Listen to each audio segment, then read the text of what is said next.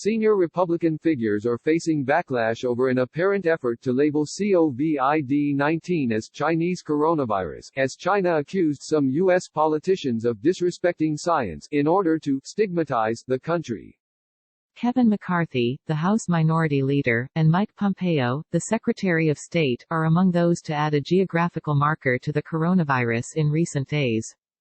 Pompeo called the virus the Wuhan coronavirus on Friday, referring to the Chinese city where the outbreak started, and McCarthy used the term Chinese coronavirus on Monday, when he tweeted out a link to the Centers for Disease Control and Prevention, the federal agency that has led the U.S. effort to fight the virus. The CDC website specifically avoids the phrase when talking about COVID-19, the novel strain of coronavirus at the heart of the global outbreak. Other Republicans, including Senator Tom Cotton and Representative Paul Gosar, who is in self-quarantine, have used similar terms. China reacted furiously on Monday, with a spokesman for the foreign ministry criticizing U.S. elected officials. Despite the fact that the WHO, World Health Organization, has officially named this novel type of coronavirus, certain American politicians, disrespecting science and the WHO decision, jumped at the first chance to stigmatize China and Wuhan with it. "We condemn this despicable practice," said Jane Shuang.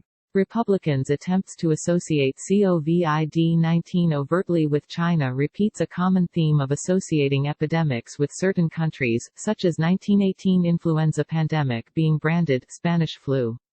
Academics have warned the practice leads to stigma and racism, and the World Health Organization sent a memo to governments and media organizations at the end of February, urging people not to use the terms Wuhan virus, Chinese virus, or Asian virus. Governments, citizens, media, key influencers and communities have an important role to play in preventing and stopping stigma surrounding people from China and Asia in general, the WHO said. The branding fits neatly with Donald Trump's anti-China rhetoric and ongoing trade war, however, as Democratic Congressman Ted Lieu pointed out in a tweet, referring to Trump as POTUS, the President of the United States. One reason that POTUS and his enablers failed to contain COVID-2019 is due to the myopic focus on China. The virus was also carried into the U.S. from other countries and U.S. travelers. Calling it Chinese coronavirus is scientifically wrong and as stupid as calling it the Italian coronavirus.